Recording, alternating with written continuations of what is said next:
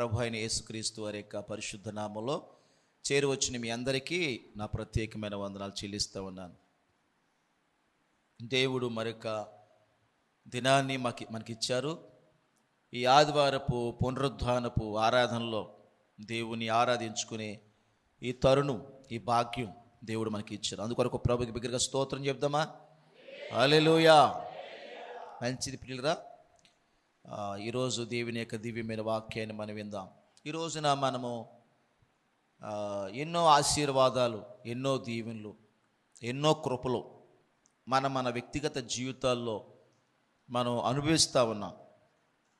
దేవుడు మనకి ఆయుష్నిస్తున్నాడు. అలాగే ఎన్నో ఈవులు, బహుమానాలు, ఆశీర్వాదాలు దేవుడిస్తున్నాడు.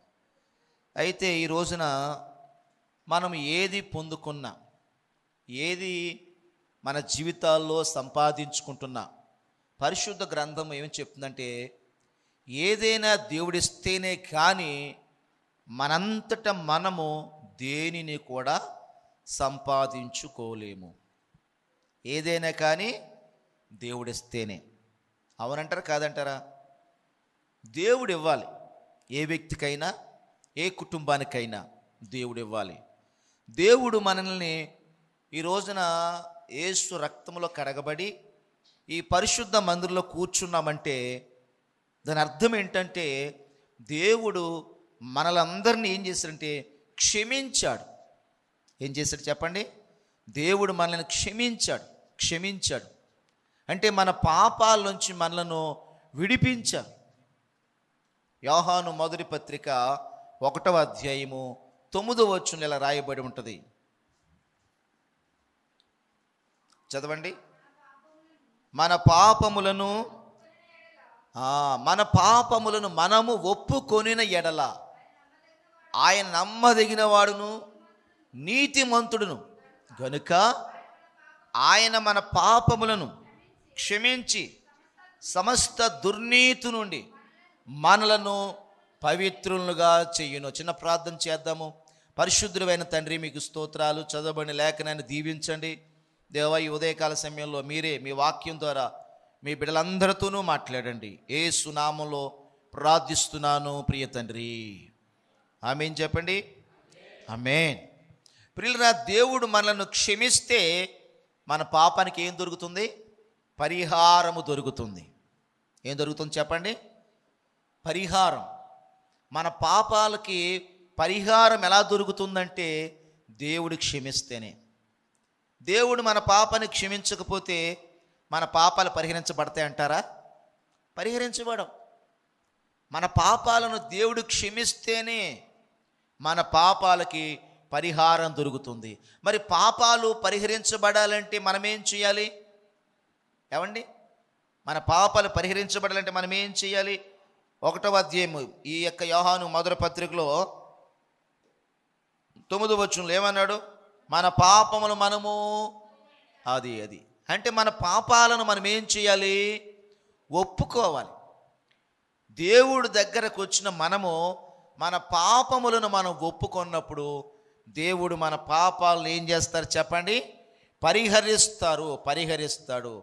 దేవుడు క్షమిస్తే మనం ఏమవుతామంటే క్షమించబడతాం. అందుకనే సంఖ్యాకాండంలో చెప్తాడు 14:18 చదవండి. సంఖ్యాకాండము 14వ అధ్యాయము 18వ వచనము. దోషమును అతిక్రమమును చాలు. చూసారా? దోషమును అతిక్రమమును పరిహరించేవాడు ఎవరంటే మన ప్రభు అయిన యేసుక్రీస్తు వారు. ఈ రోజున మనుషులు ఎన్నో అతిక్రమాలతో ఉన్నారు, ఎన్నో పాపాలతో ఉన్నారు. అయితే మనుషుని యొక్క పాపాలను, మనుషుల యొక్క అతిక్రమాలను పరిహరించేది ఎవరు అంటే దేవదేవుడే. కనుక ఈ ఉదయకాల సమయంలో మనము గుర్తించుకోవలసిన సంగతి ఏది అంటే, దేవుడు క్షమిస్తే మన పాపాలకు మనము పరిహారం పొందుకుంటాము. దేవుడు మనల్ని ప్రేమించే. ఈ రోజున చూడండి, ప్రపంచంలో ఎన్ని కోట్ల మంది ఉన్నారు చెప్పండి? కోట్ల మంది ఉన్నారు. కానీ ప్రియులరా, మనము ఎందుకు ప్రభు దగ్గరకు వచ్చామంటే దేవుడు తన మహా ఉచితమైన కృప మనకి అనుగ్రహించారు. బైబిల్ అంటుంది, ఎవడైనా నా తండ్రి చేత ఆకర్షించబడితేనే కానీ వాడు నా యొద్దకు రాలేడు. ఈ రక్షణ దేవుడు మనకి ఇచ్చారు. ఇది ఈ లోకములో ఉన్న భాగ్యాలన్ని భాగ్యాల కంటే ఘనమైన భాగ్యము ప్రియులరా ఈ రక్షణ భాగ్యం. ఈ రక్షణ భాగ్యాన్ని దేవుడు నీకు నాకు ఇచ్చారంటే మనము ఎటువంటి వారు అనుకుంటున్నారు? మనము చాలా ధన్యులం. దానికి స్తోత్రం, హల్లెలూయా. గొప్పవారం కాదు, గనులం కాదు, కానీ మన యొక్క పాపములు పరిహరించి మన పాపాలను క్షమించి తన రక్షణ భాగ్యాన్ని మనకి ఇచ్చారు గనుక మనం ఏమయ్యాం చెప్పండి? ధన్యులమయ్యాము. కనుక ఈ ఉదయకాల సమయంలో దేవుడు క్షమిస్తేనే మన పాపాలకు ఏం జరుగుతుంది చెప్పండి? పరిహారమో జరుగుతుంది. బైబిల్ గ్రంథం చెప్తుంది కదా, దేవుడు ఎవరట? క్షమించేవాడు, పాపమును క్షమించేవాడు, అతిక్రమాన్ని పరిహరించేవాడు. మనం ఎటువంటి అతిక్రమాల్లో ఎటువంటి పాపములో ఉన్న ఆ పాపాలన్నిటినీ ఆ అతిక్రమాలన్నిటినీ మనం ఏం చేయాలి? దేవుని దగ్గర ఒప్పుకోవాలి. ఎప్పుడైతే మనం ఒప్పుకుంటామో ఆ పరమ తండ్రి, ఆ పరలోకపు తండ్రి మన పాపాలన్నీ ఆయన క్షమించి వేస్తాడు. ప్రియులరా, దేవుడు ఎటువంటి వాడంటే ఆయన పాపములను క్షమించుటకు సిద్ధమైన మనసు కలిగినవాడు. పాపాలను పరిహరించడానికి, దోషములను క్షమించడానికి, అక్రమాలను అవిధేయతల్ని ప్రియులరా కడిగివేయడానికి ఆయన నమ్మదగిన దేవుడిగా మనం కొన్నారు. అందుకే మనం ఏం చేయాలంటే ప్రియులరా, దేవుని దగ్గర ప్రతి విధమైనటువంటి చెడుతనమును, ప్రతి విధమైన పాపమును, దేవునికి విరోధమైన గుణాలను ఏం చేయాలి? అలా ఉంచుకోకూడదండి. వాటిని ఒప్పుకొని విడిచిపెట్టాలి. ఈ రోజున చాలామంది జీవితాల్లో మరి మనం చూస్తూ ఉన్నాం, పాపాలను ఏం చేస్తున్నారంటే అలాగే దాచిపెట్టుకుంటున్నారు. ఏమంటే డాక్టర్ దగ్గరికి వెళ్ళినప్పుడు ఏం చేయకూడదు? రోగాన్ని దాయకూడదు. అవునే కదా? ఎందుకు దాయకూడదు? దాస్తే ఏమవుతుంది? అందుకే కదా మనము బ్లడ్ టెస్ట్ చేస్తాం కదా, తర్వాత ఎక్స్రే తీస్తాం, తర్వాత ఎక్స్రేకి రాలేదు అప్పుడు ఏం చేస్తాం? స్కానింగ్ తీస్తాం. స్కానింగ్లో కూడా మన వ్యాధి కనిపించలేదు. జాగ్రత్తగా వినండి నా మాటలు. బ్లడ్ టెస్ట్ చేస్తాం, మన వ్యాధి కనుగొనలేదు. రెండోది ఏం చేస్తారు? ఎక్స్రే తీశారు, అయినా మన వ్యాధి కనపడలేదు. అమ్మ వింటున్నారా? మూడోది ఏం చేస్తారు? స్కానింగ్ తీస్తారు. స్కానింగ్లో కూడా మన రిపోర్ట్స్, మన వ్యాధి ఏంటో తెలియట్లేదు. అప్పుడు ఏం చేస్తారు? ఎంఆర్ఐ స్కానింగ్ చేస్తారు. అవును కదా? మొత్తం బాడీ అంతటిని ఆ ఎంఆర్ఐ స్కానింగ్లో అందులో పెట్టి చూస్తారు. ప్రియులరా, ఎందుకు ఇవన్నీ? ఆ జబ్బు తగ్గాలంటే ఆ జబ్బు ఎక్కడుందో కనుగొనాలి. దానికి స్తోత్రం చెప్పండి. జబ్బు ఉంటే ఏంటి? బాధ ఏంటి? జబ్బు ఉంటే ప్రాణం పోతుంది. అది కనుక ఆ జబ్బుకు మందు వేయాలంటే ముందు జబ్బు ఎక్కడుందో కనుగొనాలి. అలాగే ప్రియులరా, మన పాపము కూడా అటువంటిదే. మన జబ్బు లాంటిది మన పాపం కూడా. మన పాపాన్ని మనం ఏం చేయాలంటే దేవుని దగ్గర ఒప్పుకొని విడిచిపెడితే ఏమవుతుందంటే అదంతా క్షమించబడిపోతుంది. దేవుని స్తోత్రం చెప్పండి. మనం కప్పుకోకూడదు మన పాపాన్ని, మన అవిధేయతలను కప్పుకోకూడదు, మన అక్రమాల్ని మనం కప్పుకోకూడదు. ఒప్పుకుని దేవుని ఎదుట ఏం చేయాలి చెప్పండి? విడిచిపెట్టేసే వారంగా మనం ఉండాలి. అప్పుడే దేవుని కనికరాన్ని, దేవుని కరుణ మనం పొందుకుంటాం. కనుక ప్రియులరా, ఇక్కడ మనం చూస్తా ఉన్నాం, దేవుడు క్షమిస్తేనే పాపానికి పరిహారము దొరుకుతుంది. రెండోదిగా మనం చూసినట్లయితే చూడండి ప్రియులరా, మొదటి సమూయేలు గ్రంథము 17వ అధ్యాయము 45వ వచనం దగ్గర, దావీదు నువ్వు కత్తియు ఈటెయు బల్లెమును ధరించుకుని నా మీదకి వచ్చుచున్నావు, అయితే నీవు తిరస్కరించిన ఇశ్రాయేలీయుల సైన్యములకు అధిపతియగు యెహోవా పేరట నేను నీ మీదకి చాలు. దేవునికి ఒకసారి స్తోత్రం చెప్పండి. ప్రియులరా, ఇక్కడ రెండవదిగా మనం చూస్తే దావీదు గొల్యాతు వీళ్ళిద్దరి మధ్య జరిగిన యుద్ధం ఇక్కడ రాయబడింది. ఇశ్రాయేలీయుల మీదకి గొల్యాతు ఒకసారి యుద్ధానికి వచ్చాడు. గొల్యాతు ఎవరంటే గాతువాడు, ఫిలిష్తీయుడు.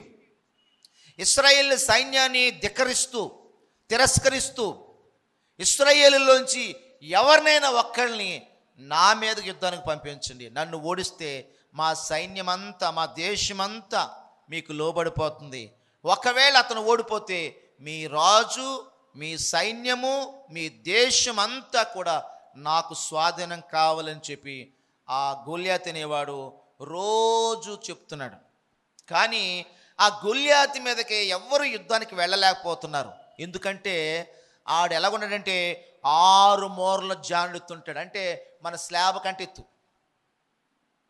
మీకు అర్థమైందా? ఇక్కడి నుంచి మన స్లాబ్ కంటే ఎంత ఎత్తు, చాలా లావు. వాడి కత్తి పెద్ద కత్తి అట్టండి, చాలా భయంకరమైన ఆకారం పడిని.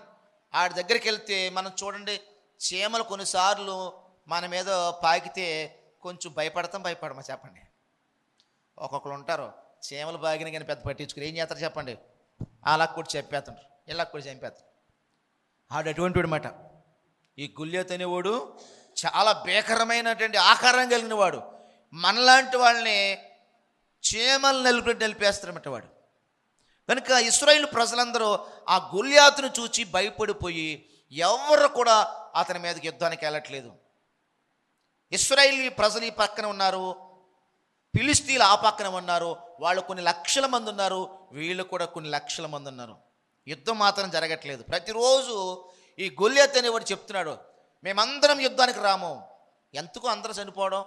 మీరు చనిపోతారు, మేము చనిపోతారు. వద్దు అలాగొద్దు, నన్ను ఓడించండి, మేమంతా నీకు సొంతం అయిపోతాం అని చెప్పి వీడు ప్రతిరోజు ఇలా కేకలేస్తుంటుంటే అలాగా 1 రోజు, 2 రోజులు, 10 రోజులు, 20 రోజులు, 30 రోజులు, 40 రోజులు అయిపోయిందంట. దేవునికి స్తోత్రం చెప్పండి.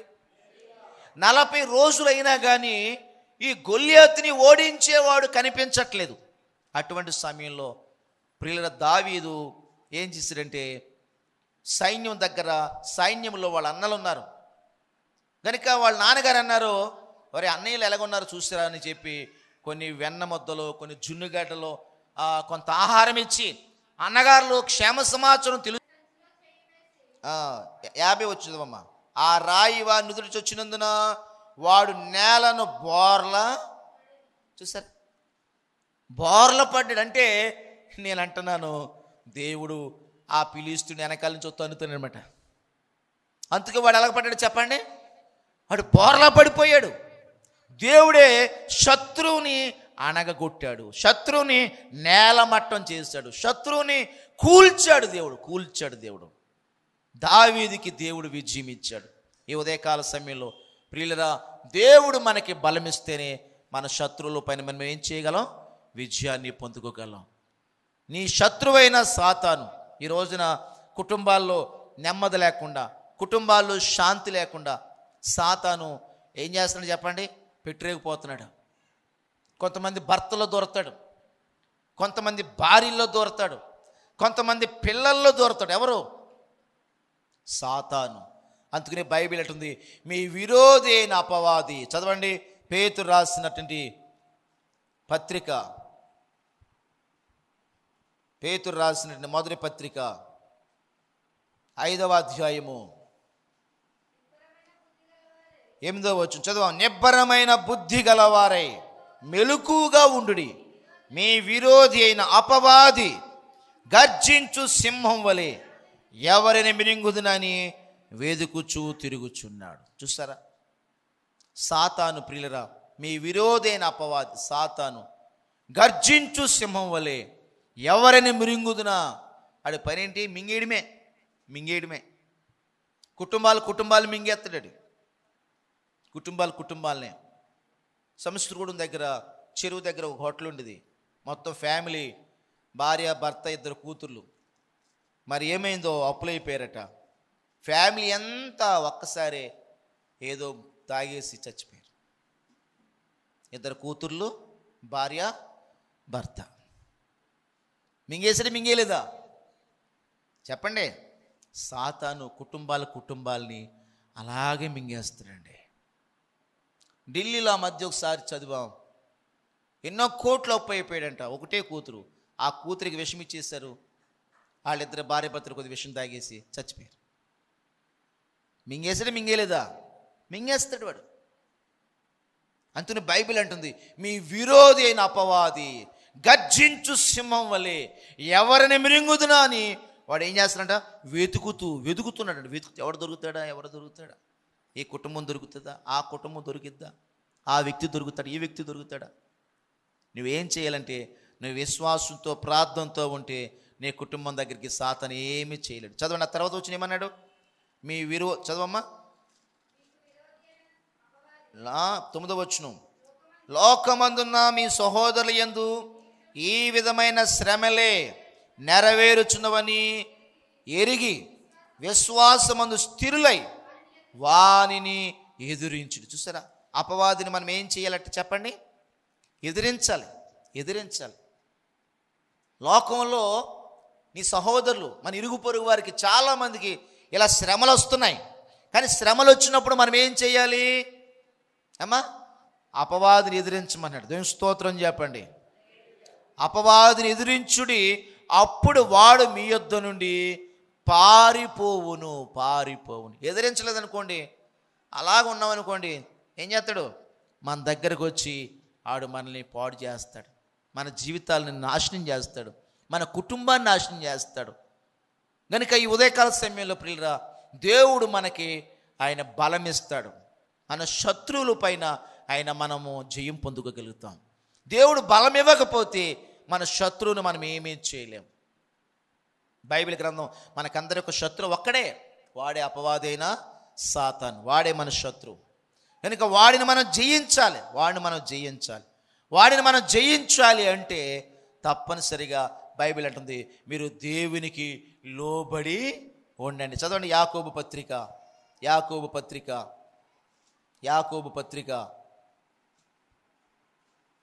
4వ అధ్యాయము తీసారా? 7వ వచనము. కాబట్టి దేవునికి లోబడి ఉండుడి, అపవాదిని ఎదిరించుడి, అప్పుడు వాడు మీ యొద్ద నుండి పారిపోవును. చూస్తారా ప్రియ దేవుని బిడ్డలారా, దేవునికి లోబడి ఉండి మనం ఏం చేయాలట? అపవాదిని ఎదిరించాలి. దేవునికి లోబడాలి, అపవాదిని ఎదిరించాలి. ఎప్పుడైతే మనం సాతాన్ని ఎదిరిస్తామో అప్పుడు వాడు మన దగ్గర నుంచి పారిపోయేవాడిగా ఉంటాడు. కనుక ఈ ఉదయకాల సమయంలో ప్రియుల, దేవుడు మనకి బలమిస్తేనే మన శత్రువులు మనం ఏం చేయగలమో జయించగలం. దావీదు తన శత్రువుల పైన విజయాన్ని పొందాడు, గొలియాతు మీద విజయం పొందాడు. గొలియాతుని ఒకే ఒక ఒడిసెల రాయితో అతడు చంపినట్లుగా మనం చూస్తా ఉన్నాం. ఈ ఉదయకాలము మన జీవితాల్లో, మన కుటుంబాల్లో మనము కూడా ప్రియులరా అపవాదిని, మీ విరోధైన అపవాదిని ఏం చేయమన్నాడో? ఎదిరించండి, అప్పుడు వాడు మీ యొద్ద నుంచి పారిపోతాడు. ఈరోజు ఉదయకాలం దేవుడు అంటున్నాడు, ఇస్సాకు ప్రియులరా ఆ దేశమందున్న వాడై విత్తనం వేసినప్పుడు ఏమయ్యాడట చెప్పండి? 100 దీవించబడ్డాడు. నేను అంటున్నాను, నేను కాదు, బైబిల్ అంటుంది, దేవుడు నిన్ను కరుణిస్తేనే. అందుకనే ఒక మాట ఉంది, చదవండి. రోమిలకు రాసిన పత్రిక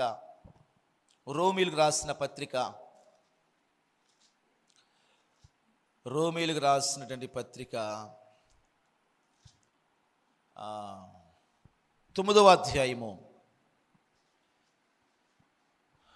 15వ వచనం దగ్గర నుంచి చదవండి. అందుకు మోషేతో ఎలాగూ చెప్పుచున్నాడు,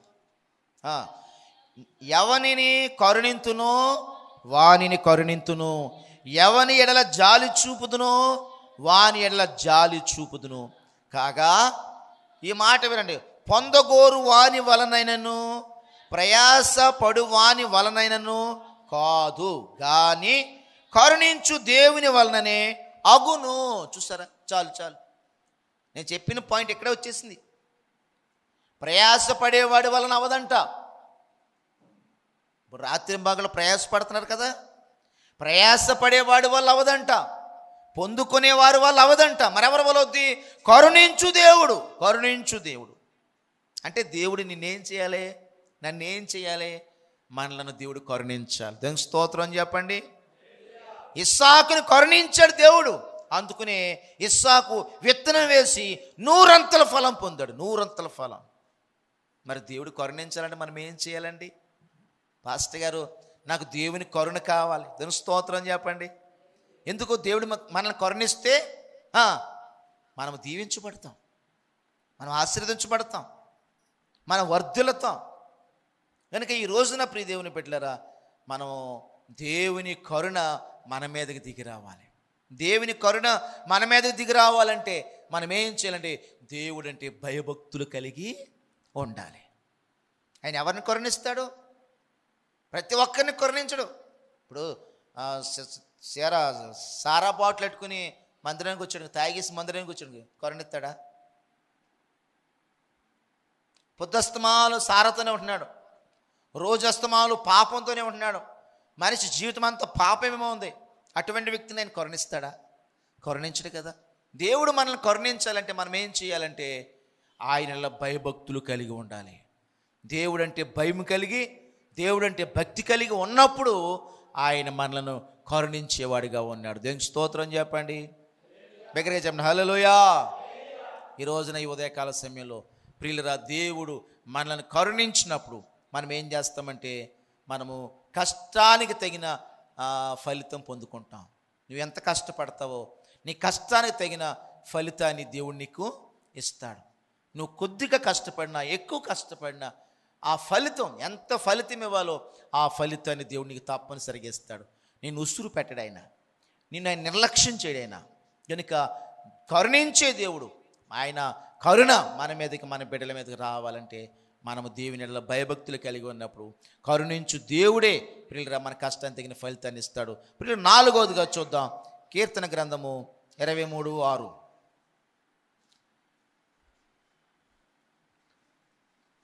కీర్తన గ్రంథం 23వ అధ్యాయము.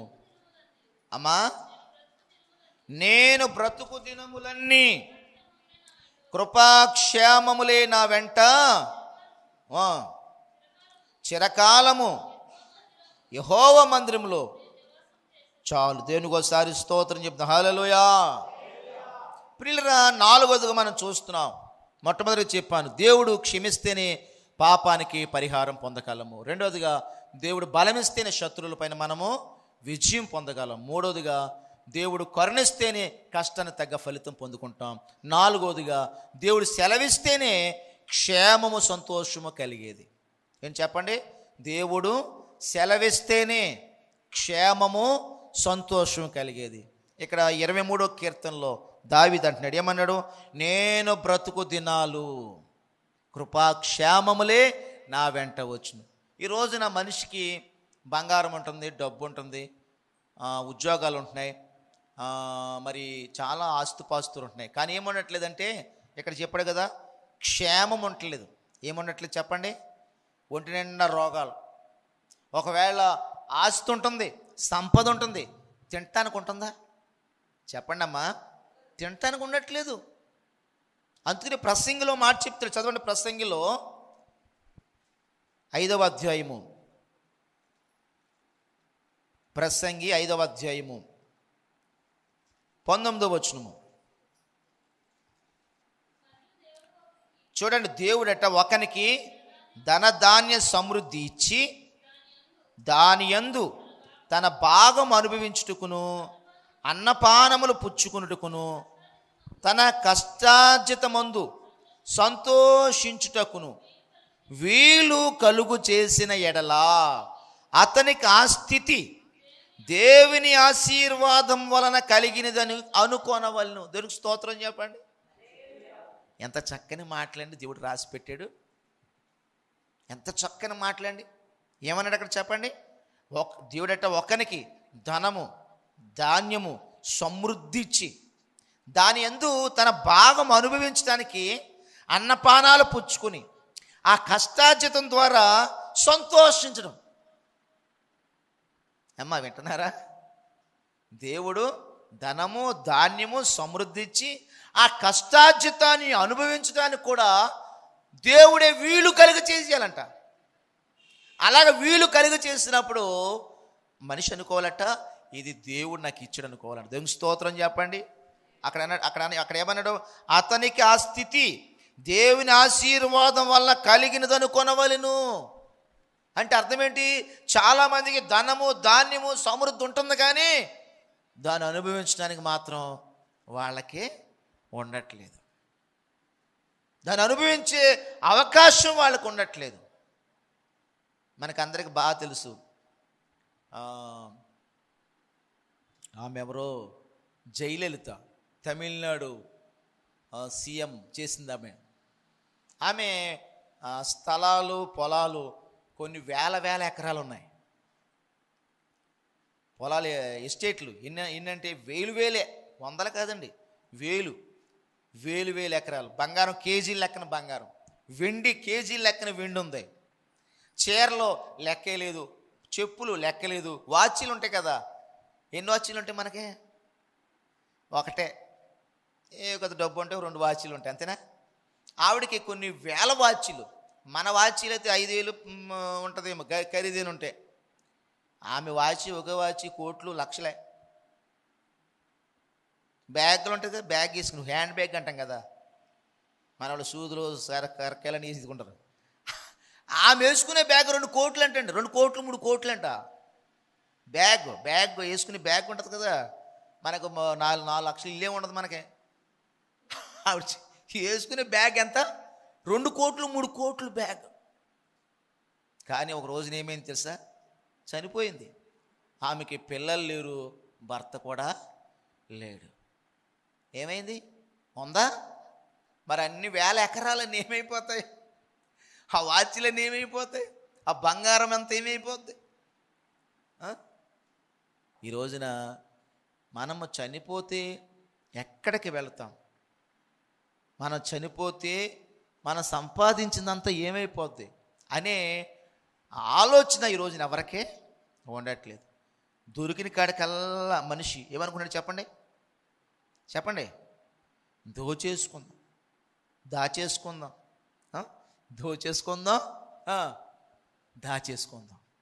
దోచుకోవడం, దాచుకోవడం. ఈడు వెళ్ళిపోతాడు. ఈడు ఎక్కడ దాచాడు ఎవరు తెలుస్తుంది? ఇంట్లో వాళ్ళకి కూడా తెలదు. దేవుడి స్తోత్రం చెప్పండి, బెకర చెప్పండి, హల్లెలూయా. మళ్ళీ వాళ్ళు బెకార్లా తిరుగుతారు. ఎవరు? ఆ పిల్లలు, వీళ్ళు భార్య. ఎందుకు వీడు దోచేసుకుని భార్యకు కూడా తెలియకుండా, పిల్లలకు కూడా తెలియకుండా ఎక్కడో దాచేస్తుంటే ఇదంతా మరి కనపడదు కదా, తెలదు కదా వాళ్ళకి. వీడు చచ్చిపోయిన తర్వాత మళ్ళీ మామూలే. దేవునికి స్తోత్రం చెప్పండి, బెకర చెప్పండి, హల్లెలూయా. ప్రియులరా, దేవుడు మనల్ని, దేవుడు సెలవిస్తేనే మనం ఎలా బ్రతకాలం? సంతోషంతో క్షేమంగా బ్రతకాలం. ఈ ప్రసంగిలో చెప్పాడు, దేవుడు ఒకరికి ధనము ధాన్యము సమృద్ధి ఇచ్చి దాని యందు తన భాగం అనుభవించుటకును అన్నపానములు పుచ్చుకున్నట్టుకును తన కష్టార్జితము మందు సంతోషించుటకును వీలు కలుగ చేసినలా అతనికి ఆ స్థితి దేవుని ఆశీర్వాదం వలన కలిగినదను కొనవలను. తర్వాత 20వ వచనము, అట్టి వానికి దేవుడు హృదయానందము దయచేసి ఉన్నాడు గనుక అతడు తన ఆయుష్కాల దినములు జ్ఞాపకము చేసుకున్నాడు. ఎంత మంచి దేవుడు అండి! దేవుడు నీకు నాకు ఇటువంటి ఆశీర్వాదం ఇస్తామన్నాడు. ఆయన మనకి వీలు కలుగ చేస్తున్నాడు. భార్యతోనూ పిల్లలతోనూ సంతోషంగా కొద్దిగా మొద్దు తినడానికి, సంతోషించడానికి దేవుడు మనకి వీలిస్తున్నాడు. ఈ రోజున ఈ సంతోషం లేక ఎంతోమంది అల్లాడుకుపోతున్నారండి. సంతోషం లేక, సమాధానం లేక, జీవితంలో నెమ్మది లేక కుటుంబాలను విడిచిపెట్టి పారిపోయేవాళ్ళు, ఎక్కడెక్కడో హోటల్లో ఒంటరిగా బ్రతికేవాళ్ళు ఎంతమంది ఉన్నారు ఈ రోజున. కానీ దేవుడు నీకు నాకు ఆ స్థితిని ఇవ్వలేదు. దేవుడు మనకి ఆయన సంతోషించే భాగ్యం వీలు కలిగి చేస్తాడు. మనల్ని దీవిస్తున్నాడు దేవుడు. ఈ సత్యాన్ని మనమందరం ఏం చేయాలంటే గ్రహించుకోవాలి. దేవునికి ఒకసారి స్తోత్రం చెప్పండి, హల్లెలూయా. కనుక ప్రియులరా, దేవుడు మనకి క్షేమాన్ని సంతోషాన్నిచ్చాడు.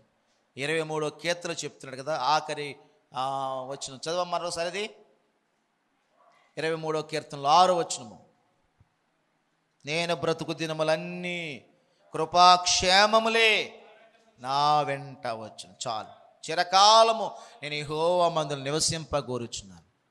కనుక ఈరోజు నీ ఉదయకాల సమయంలో ప్రియుల దేవుడు సెలవిస్తేనే మనం ఎలా ఉండగలం చెప్పండి? క్షేమంగా ఉండగలం. క్షేమంగా మనంగా ఉండలేము. దేవుడే మనకి క్షేమాన్ని ఇవ్వాలి, సంతోషాన్ని ఇవ్వాలి, సమాధానం ఇవ్వాలి. కనుక మొట్టమొదటిగా చెప్పాను, దేవుడు క్షమిస్తే మనం ఏం పొందుకోగలం? పాప క్షమాపణ పొందుకోగలం. రెండోది, దేవుడు కరుణిస్తేనే మన కష్టం తగ్గ ఫలితం పొందుకుంటాం. దేవుడు బలమిస్తేనే మన శత్రువు మీద విజయం పొందుకుంటాం. 4, దేవుడు సెలవిస్తేనే క్షేమము సమాధానం పొందుకుంటాం. నాలుగోదిగా ప్రియులరా చూద్దాం ఒకసారి మీ బైబిల్లో 23వ కీర్తనలో 3వ వచనం చదువుదాం.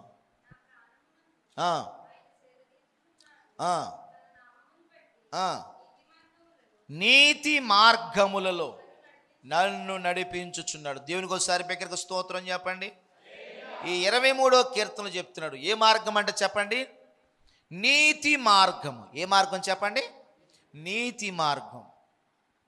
దేవుని మార్గం ఏ మార్గం చెప్పండి? నీతి మార్గం, యథార్థమైన మార్గం. ఆ మార్గము తప్పులు లేని మార్గం, పొరపాట్లు లేని మార్గం, జీవ మార్గం. ఆ మార్గం పరలోక మార్గం. దానికి స్తోత్రం, హల్లెలూయా. కనుక దావీదు అంటున్నాడు, ఆయన నీతి మార్గములలో నన్ను నడిపించుచున్నాడు. ఈ రోజున మన మార్గంలో ఎలా నడుస్తామని చెప్పండి? కాళ్ళుతోనే కదా మనం నడిచేది. అయితే బైబిల్ గ్రంథం అని చెప్తున్నాడు, మన కాళ్ళు అంటే కొన్నిసార్లు అపవాది ఉరుల్లో చిక్కుపోతాం, సాతాను యొక్క ఉచ్చుల్లో చిక్కుకుపోతాం. అందుకనే ఈ కీర్తనకారుడే ఏమంటాడు ఒకసారి చదవండి. ఎన్నో కీర్తన అంటే 3:36.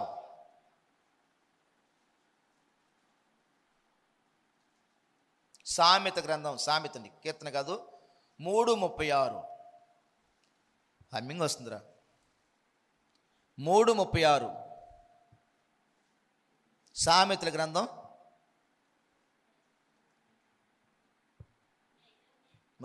చదవమ్మా.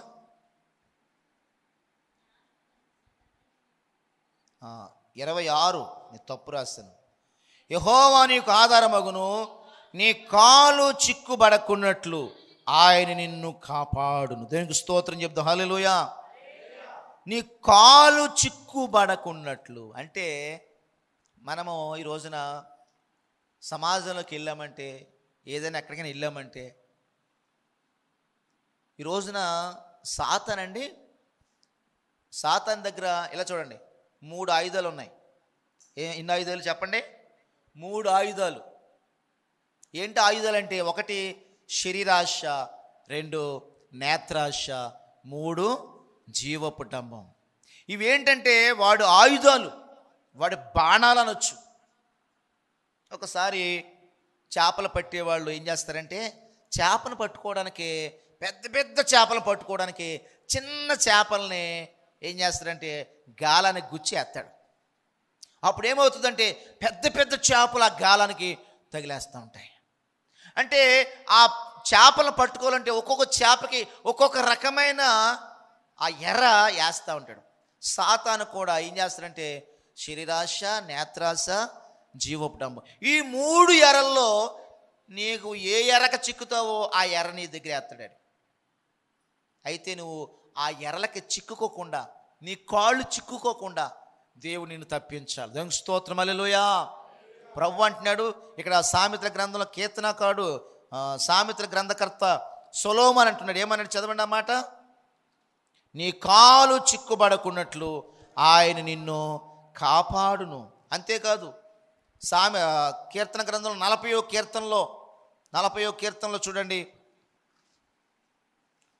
2వ వచనం. నాశనకరమైన గుంటలో నుండి, జిగటగల దొంగ ఊబిలో నుండి ఆయన నన్ను పైకెత్తును. నా పాదములు బండ మీద నిలిపి నాడుగులు స్థిరపరచును. చాలు. చూసారా ప్రియులరా, ఏ గుంట అంటున్నాడు? నాశనకరమైన గుంట, జిగటగల దొంగ ఊబికున్న లక్షణం ఏంటి చెప్పండి?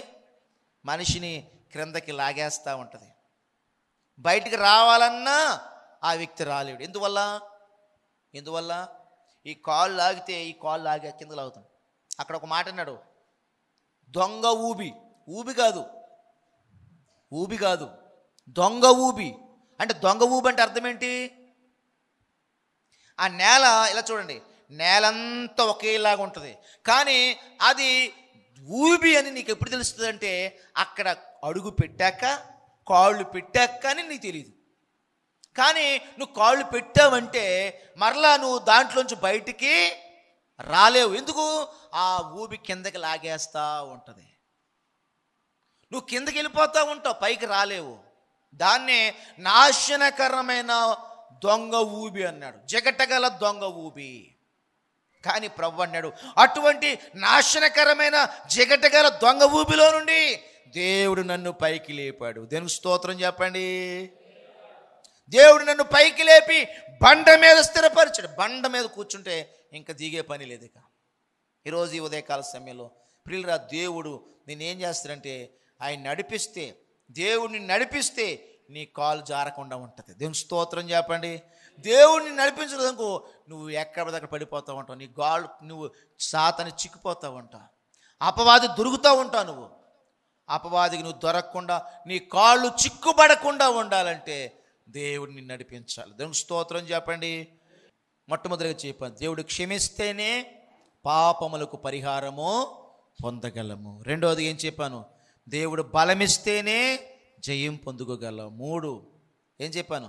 దేవుడు కరుణిస్తేనే కష్టాన్ని తగ్గ ఫలితం పొందుకుంటాం. 4 దేవుడు సెలవిస్తేనే క్షేమంగా సంతోషంగా ఉంటాం. 5 దేవుడు నడిపిస్తేనే కాలు జారకుండా గమ్యము చేరగలము. 5వదిగా దేవుడు ఆశీర్వదిస్తేనే ఐశ్వర్యము ఘనత పొందుకుంటాం. దేవుని స్తోత్రం చెప్పండి. దేవుడు మళ్ళీ ఏం చేయాలి చెప్పండి? ఆశీర్వదించాలి. అప్పుడే మనం ఏం పొందుకుంటామట? ఐశ్వర్యాన్ని పొందుకుంటాము, ఘనత కూడా పొందుకుంటాం. చూడండి మీ బైబిల్ గ్రంథంలో సామెతల గ్రంథము 22:4.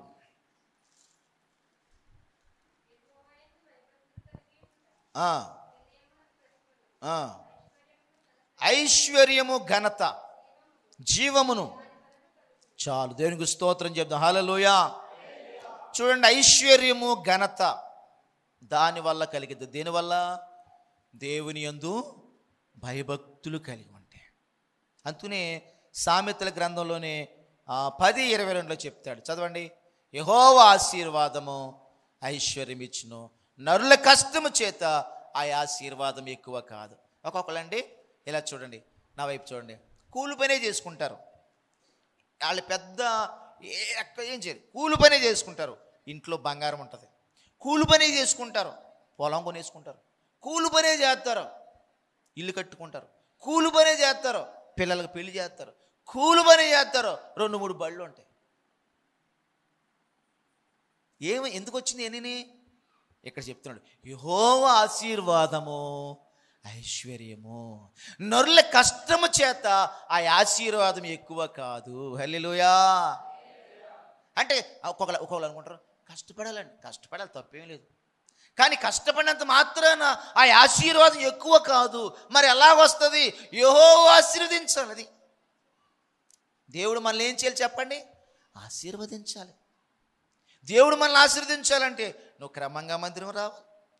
దేవుడిని ఆశీర్వదించాలంటే నువ్వు క్రమంగా ప్రార్థన చేయాలి. దేవుడిని ఆశీర్వదించాలంటే పాపానికి దూరంగా ఉండాలి. దేవుడిని ఆశీర్వదించాలంటే పరిశుద్ధత కలిగి ఉండాలి. దేవుడిని ఆశీర్వదించాలంటే దేవుని యందు భయభక్తులు కలిగి ఉండాలి. ఇవన్నీ ఉంటాయి. అప్పుడే దేవుడు మన ఆశీర్వాదం మన మీదకే వస్తుంది. యెహోవా ఆశీర్వాదము ఐశ్వర్యం ఇస్తుంది. కనుక ప్రియులరా, ఈ ఆఖరిగా దేవుడు ఆశీర్వదిస్తేనే మనం ఐశ్వర్యాన్ని ఘనత కలుగుతుంది. చూడండి సమూయేలు గ్రంథంలో 2:7, 1 సమూయేలు పుస్తకం 2వ అధ్యాయము 7వ వచనము.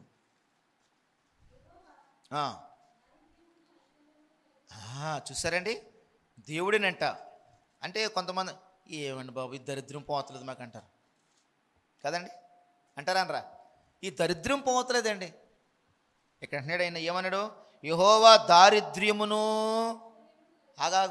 దారిద్ర్యం కలిగజేసేవాడు ఆయననంట, ఐశ్వర్యం కలిగజేసేది కూడా ఆయననట. కనుక ఇప్పుడు దారిద్ర్యం పోవాలంటే ఎవరు కాళ్ళు పట్టుకోవాలి చెప్పండి అమ్మా? యేసే పాదాలే పట్టుకోవాలి. హల్లెలూయా. మనకి ఐశ్వర్యం కావాలంటే ఆయన దగ్గరికే రావాలి. దారిద్ర్యమునైనను ఐశ్వర్యమునైనను కలుగ చేయువాడు ఆయనే, కృంగజేయువాడును. ఒక్కొక్కరండి కుటుంబాలు కృంగిపోతారండి. పరిస్థితి లేదు, అది ఏదవనండి, అది పైరేషం. పిల్లల గురించా, భార్య గురించా, భర్త గురించా, ఆ అప్పుల గురించా, ఏ రకంగా అయితే కృంగిపోతారు.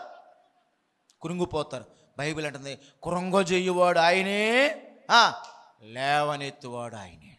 దేవునికి స్తోత్రం చెప్పిన హల్లెలూయా. నిన్నైనా నన్నైనా లేవనెత్తాలి దేవుడు, లేవనెత్తాలి.